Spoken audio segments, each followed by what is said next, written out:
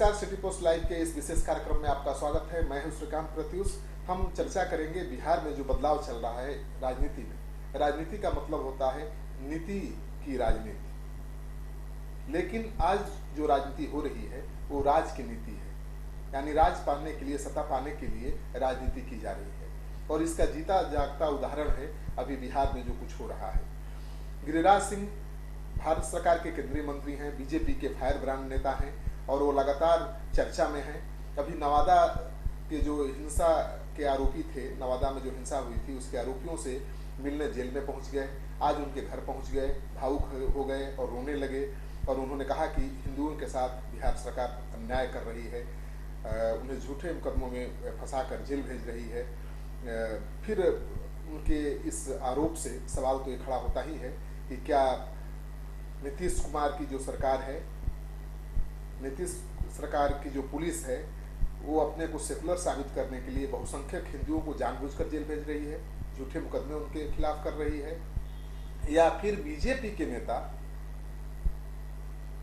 सांप्रदायिक हिंसा के आरोपियों के साथ खड़ा होकर ये संदेश देने की कोशिश कर रहे हैं कि नीतीश कुमार बहुसंख्यक जो समाज है उसको जेल भेजकर अपना सेकुलर क्रेडेंशियल बढ़ा रहे हैं। दोनों में से कोई तो सच है ही, क्योंकि आरोप लगाने वाले भी सत्ताधारी दल के नेता ही हैं। नीतीश कुमार का गठबंधन है बीजेपी से और बीजेपी का नेता और भारत सरकार का एक केंद्रीय मंत्री कह रहा है कि सरकार बहुसंख्यकों पर जुर्म ढा रही है, उन्हें गलत मुकदमे में फंसाकर जेल भेज रही है और जो खुराफात कर रहे हैं, जो उत्पात मचा रहे हैं, उनके खिलाफ कोई कार्रवाई नहीं हो रही है। तो अपने ही सरकार पर इस तरह के सवाल खड़े करने से ये तो सवाल पैदा ही होता है कि या तो नीतीश सरकार दोषी है, उनकी पुलिस दोषी है, या फिर बीजेपी ये साबित करने की कोशिश कर रही है कि नीतीश कुमार अपने सेकुलर क्रेडेंशियल को बढ़ाने के लिए ये सब कुछ कर रहे हैं। तो ये बहुत गंभीर बात है और मुझे लगता है कि अगर नीतीश कुमार अभी भी नहीं चेते तो उनकी मुश्किलें बढ़ सकती हैं। पिछले दिनों जिस तरह से भागलपुर में, नवादा में, फिर औरंगाबाद में, समस्तीपुर में, कई जिलों में जो सांप्रदायिक हिंसा की घटनाएं हुई हैं, इस बात के सबूत हैं कि आगे आने वाला जो रामनवमी होगा वो काफ़ी चुनौतीपूर्ण होगा नीतीश सरकार के लिए, क्योंकि हिंसा के जो आरोपी हैं उनके साथ खुलेआम हमदर्दी दिखा रहे हैं अगर भारत सरकार के मंत्री, बीजेपी के नेता, तो मुश्किलें तो नीतीश सरकार की बढ़ेगी। और इस रामनवमी में अगर सावधान नहीं रहे तो बहुत बड़ा कोई हादसा हो सकता है। मुझे लगता है कि सेकुलर क्रेडेंशियल नीतीश कुमार का खतरे में है और इस बात को खुद वो महसूस भी करते हैं।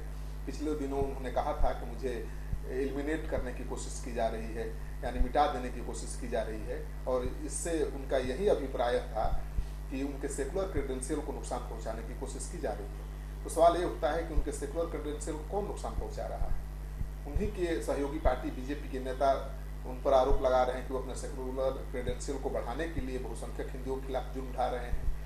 तो ये बड़ा ही गंभीर मामला है और नीतीश कुमार लगता है कि सावधान हैं और उन्होंने आज दिल्ली में कहा कि एनडीए के साथ वो रहेंगे इस चुनाव में, लेकिन साथ ही ये चेतावनी देना भी नहीं भूल रहे कि सांप्रदायिकता के साथ किसी भी हालत में, किसी भी सूरत में समझौता नहीं करेंगे। ये कहने की जरूरत क्यों पड़ रही है नीतीश कुमार को बार बार कि सांप्रदायिक शक्तियों से समझौता नहीं करेंगे?